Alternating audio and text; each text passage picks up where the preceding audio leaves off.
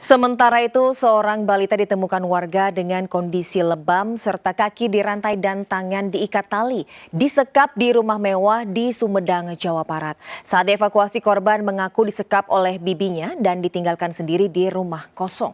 Kok tega?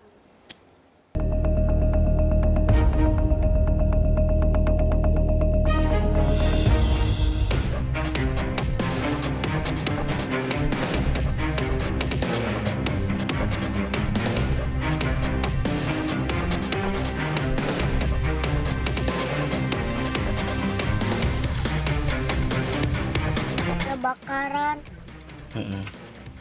Ya udah ya. gas. Sekarang jangan takut ya, ada Pak Polisi ya, udah ya. Ya. R, 5 tahun, ditemukan warga dan polisi dengan kondisi tangan dan kaki terikat rantai di sebuah rumah di perumahan Anggrek Regency, Kelurahan Situ, Sumedang, Jawa Barat. Saat ditemukan, korban menderita luka lebam bekas penganiayaan di wajah, tangan, dan kakinya. Penemuan bocah ini berawal dari adanya kepulan asap yang keluar dari dalam rumah. Korban segera dibawa ke rumah sakit guna mendapat perawatan luka serta trauma healing akibat penganiayaan dan penyekapan. Sejumlah warga yang tinggal bersebelahan dengan TKP mengaku terkejut dengan peristiwa ini. Karena selama ini rumah dalam keadaan kosong tak berpenghuni. Selain itu, rumah juga dalam proses dijual oleh pemiliknya yang diketahui tinggal di luar kota. Karena baru ngelihat, baru tahu banget hari ini. Oh, Ya, gitu. sebelumnya memang ada anak laki-laki tapi udah besar. Kalau ini masih kecil nggak tahu jadinya. Oh gitu. Nanti aja ke Pak RT ya. Tapi nggak pernah jelasin. dengar ada anak nangis gitu. Nggak pernah, nggak pernah. Karena aku sebelahan juga nggak pernah dengar anak nangis atau gimana juga. Atau mamahnya marah-marah pun kita nggak pernah dengar. Sehari setelah penemuan sang bocah, Polres Sumedang melakukan penggeledahan di rumah penyekapan untuk mencari barang bukti.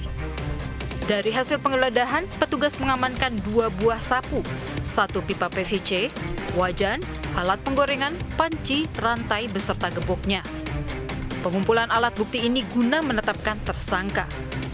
Kami sudah melaksanakan oleh TKP barang-barang yang kami amankan, 2 buah sapu, 1 paralon, wajan, dan alat penggorengan, serta panci dan rantai yang digunakan oleh tersangka.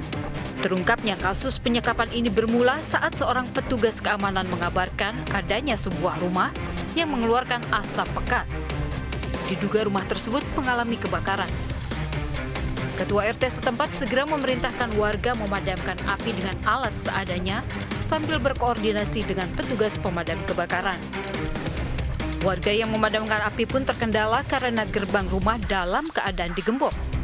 Ketua RT memerintahkan warga mendobrak gerbang untuk memadamkan api. Saat warga berada di halaman rumah, terdengar suara lirih dari R. Warga segera mencari sumber suara dan menemukan R berada di lantai 2, tepat di atas dapur dalam keadaan tersekap di kamar dan dirantai. R mengaku sudah lama disekap di kamar tersebut. Polisi yang menerima laporan penyekapan segera menghubungi S yang merupakan pemilik rumah yang terbakar. Setelah menjalani pemeriksaan intensif, polisi menetapkan S sebagai tersangka penyekapan anak. Motif pelaku melakukan penyekapan hanya lantaran tidak kuat mengurus korban. Korban sendiri adalah anak dari sepupunya.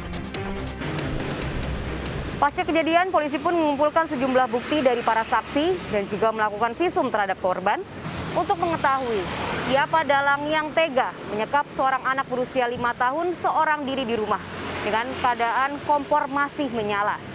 Dari sejumlah bukti yang dikumpulkan, pelaku pun mengarah terhadap bibi sang korban yang tak lain merupakan saudara dari anak tersebut.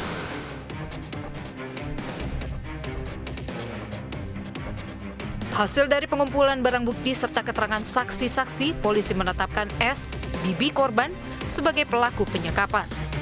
Selain itu, korban R mengaku sempat mendapat kekerasan fisik dari pelaku, mulai dari dipukul dengan sapu, dicubit hingga disiram minyak. Akibat penganiayaan ini, korban menderita luka di bagian wajah, punggung, dan kaki.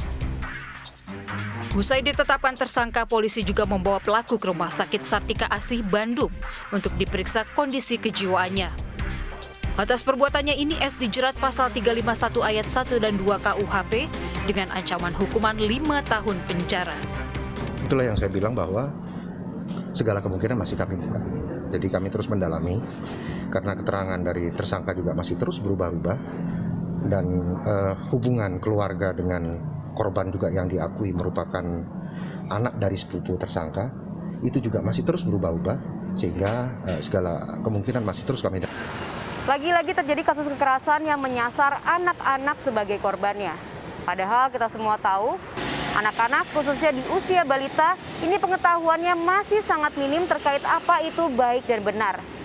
Sudah sewajarnya kita sebagai orang dewasa memiliki tugas untuk mendidiknya dan mengajarkannya dengan penuh kasih sayang dan bukan dengan amarah. Semoga saja peristiwa ini tidak pernah terjadi lagi dimanapun dan kapanpun. Saya Amanda Dasrul dan tim liputan melaporkan.